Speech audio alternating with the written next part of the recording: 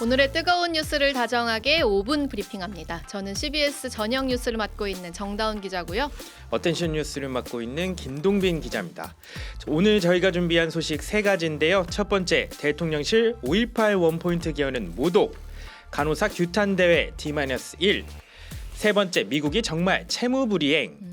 자, 첫 번째 소식, 대통령실 5.18 원포인트 개헌에 5.18 정신이 모독이다 이렇게 밝혔어요. 네, 더불어민주당 이재명 대표가 5.18 민주화 운동의 정신을 그 헌법 전문에 수록하자면서 원포인트 개헌을 제안을 했는데요. 네. 윤석열 대통령실이 오늘 하루 만에 이거 국면 전환용이다라고 비판을 하면서 오히려 5.18 정신을 모독한 거라고 반대 입장을 바로 밝혔습니다. 아, 모독한 것이다. 네. 이런 표현까지 쓸 필요가 있는 건가요? 대통령실 관계자가 언론과 통화한 내용을 좀 보면요. 원포인트 개헌 제안이 비리에 얼룩진 정치인들의 국면 전환용 꼼수에 불과하다 이렇게 네. 말을 했어요. 그러면서도 우리가 다 반대하는 게 아니고 정당한 과정을 통해서 헌법을 개정하는 계기에 5.18 정신을 반드시 헌법에 반영하게 될 것이다 이렇게 말을 했거든요.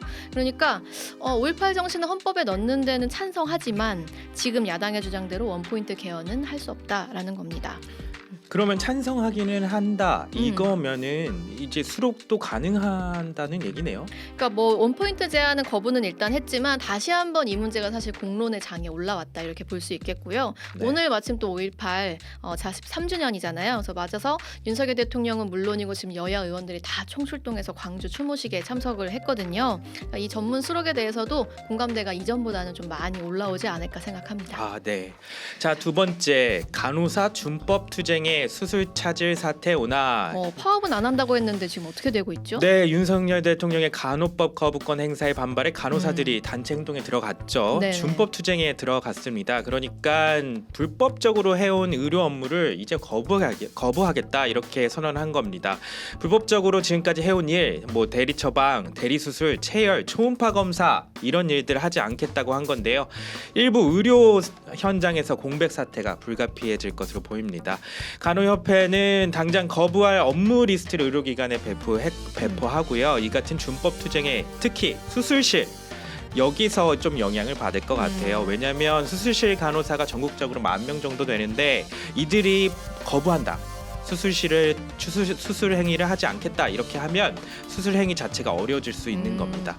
간호협회는 이번 방안이 1단계 투쟁이라며 국회에서 간호법이 다시 논의되는 상황에 따라 투쟁 강도를 높일 수 있다 이렇게 밝혔고요. 네. 그러면서 간호사 면허증도 반납하고 오늘 내일 규탄 대회를 열어 연가 투쟁에 나서기로 했습니다. 이거 어떻게 처리될까요? 아, 그러니까요. 좀 정치권에서 조금 협상을 해야 될 텐데 여전히 협상은커녕 강대강 대치만 이어지고 있습니다. 민주당 대통령의 독선이다 이렇게 비판하며 절차대로 간호법 재투표를 추진하겠다고 했고요. 반면 여당 간호사들을 설득하겠다 이러면서도 간호법안 본회의에 올라오면 부결시키겠다 이런 당론을 정했습니다. 세 번째 소식, 미국이 채무 불이행하면 어떤 일이 이거 되게 심각한 것 같은데. 그러니까 미국의 부채 한도 상향 협상이 지금 난항을 거듭하고 있는데요. 일단 백악관이랑 야당인 공화당 모두 다 채무 불이행 사태는 없을 거다 이렇게 좀 진화에 나선 상황입니다. 네, 그러니까 시장에서 디폴트 우려가 커지자 좀 불안감을 달래기 위해서 이런 메시지를 낸 것 같은데 네. 진짜 파산하지는 않겠죠? 네, 그러니까 미국 정부랑 야당 간의 부채 한도 협상이 잘 안 되면요, 실제로 이르면 6월에 미국 정부가 채무 불이행 디폴트 선언할 수도 있어요. 근데 이게 단어로 파산이라는 것과는 사실은 좀 거리가 멉니다. 네. 그냥 부채 한도라는 거는요, 의회가 그 미국 정부가 빚을 함부로 낼 수 없도록 상한선을 설정을 해둔 거예요. 지금 요거를 넘기냐 마냐, 늘리냐 마냐를 얘기를 하고 있는 건데 이런 논의가 처음이 아니에요.